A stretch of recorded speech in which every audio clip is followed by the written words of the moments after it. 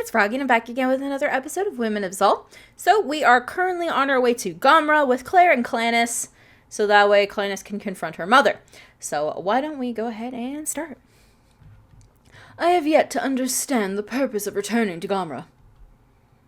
And I do not comprehend why we've always been so elusive about visiting the place. Surely it's a homely island. Yes. An elaborate answer as always, Mother. Feel free to offer one of your many malapert jibes, by the way, Valimir. To Lady Claire, I would never. How long must he be bound to you? Excellent question. Did Lady Zuna tell you anything? Not in words, but she did take me to the MT building on the other sleep cycle. What are you wearing? Like a shirt? Oh, well that's a cute outfit. Why, a maturity test. But also, really, sleep cycle. Of all of the ways that you've wounded me, this one cuts the deepest. Oh boy, here we go. First of all, microcycle is perhaps the most uncomfortable phrase to ever describe our sleep patterns. And second of all, I suppose my 18th birthday was the last sleep cycle, so... Did you pass?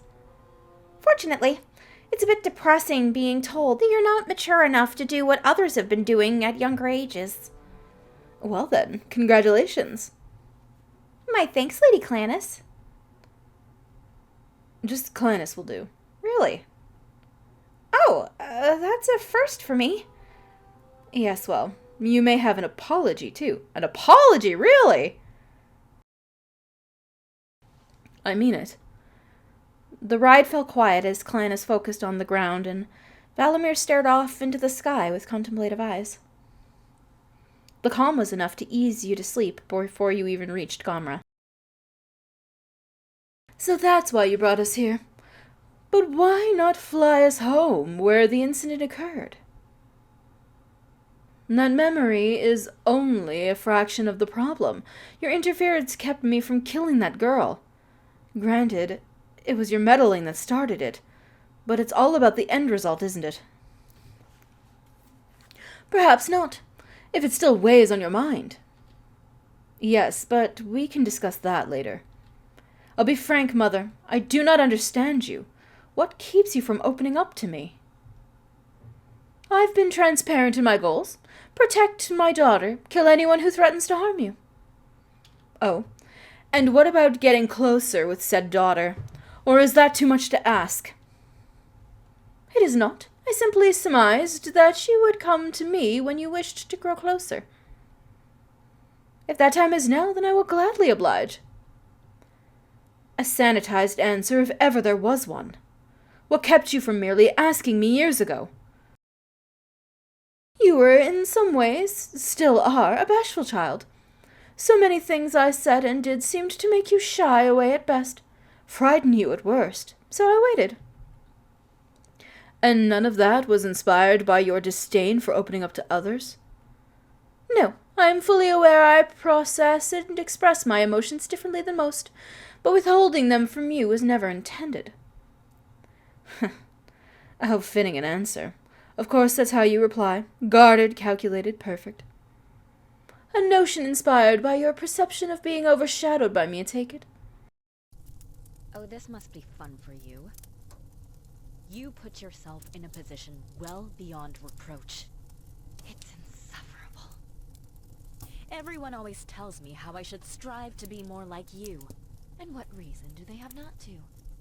Most of us let our guard down just once, and are all riddled with mistakes we spend our entire lives trying to correct. But that's not you. It will never be you. So who are you to tell me how I should handle my emotions? At what point have you ever suffered consequences for letting your guard down? When I killed you. What? You wouldn't have remembered it. You were but 2 days old. I remember it clearly. You were being quite fussy. Can you imagine that? You? Fussy? I had set you down on that very table. And just as I had finished placing you in your chair, along came that knock.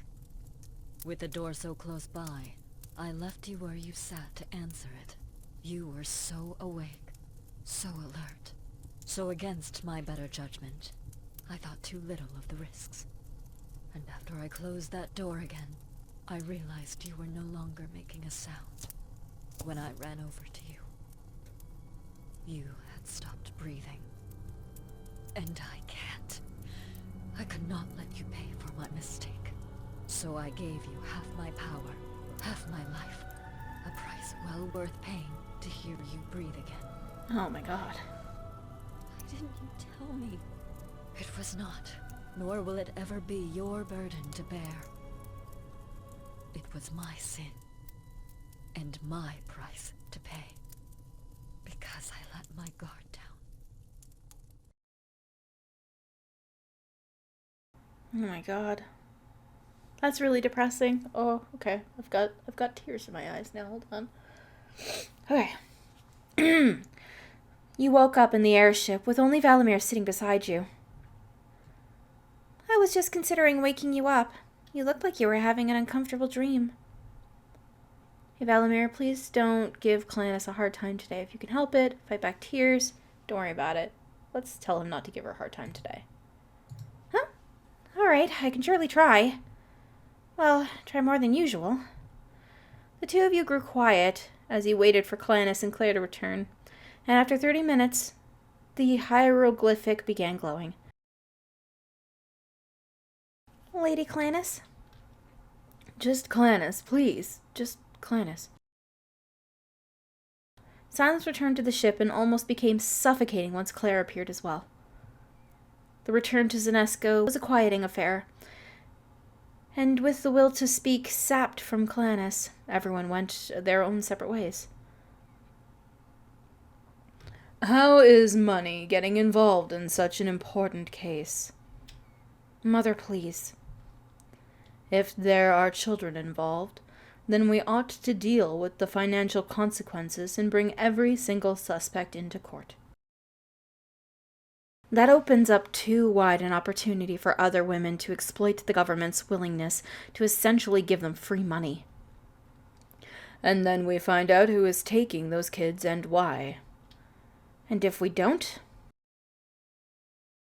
Even if we're sorely tempted to do things your way, who would we suspect? Lady Vicia, Zuna, her guard Liz?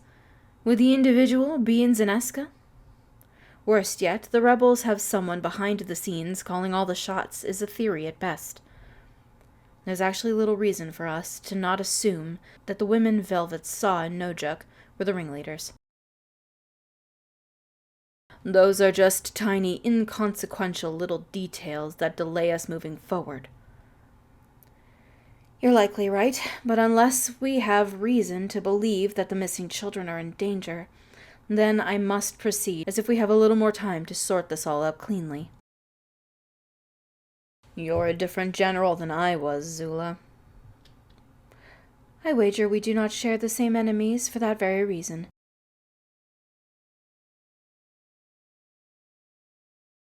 The two left the dining room afterwards, allowing you to comfortably eat some pizza for dinner before heading to bed. I wonder if the mystery would have been solved by now if Lady Yexa was still an active general. You fell asleep dreaming about possible culprits. At one point, you felt as though there were none. Let's get to it! Okay, we're gonna go train. No, we're gonna do Joy's lecture today.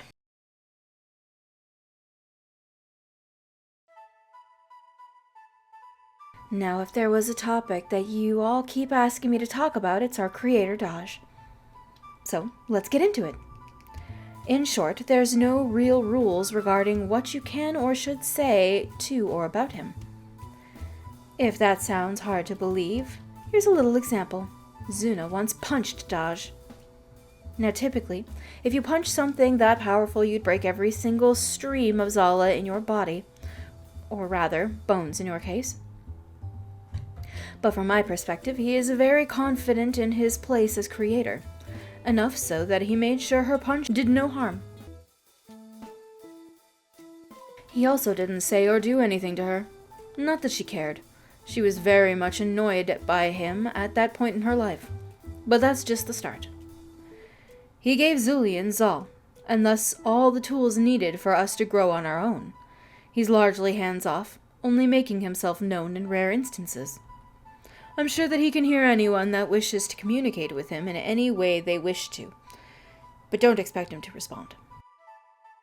This trait of his was given our species widely different views on him, including the Midians simply believing that he is not our creator. I myself hope he keeps minding his own business if he isn't going to help Zal, but Zuna, as you might have guessed, probably wants him dead, out of spite. There's no religion around him, nor is there a hard set of rules he has us follow.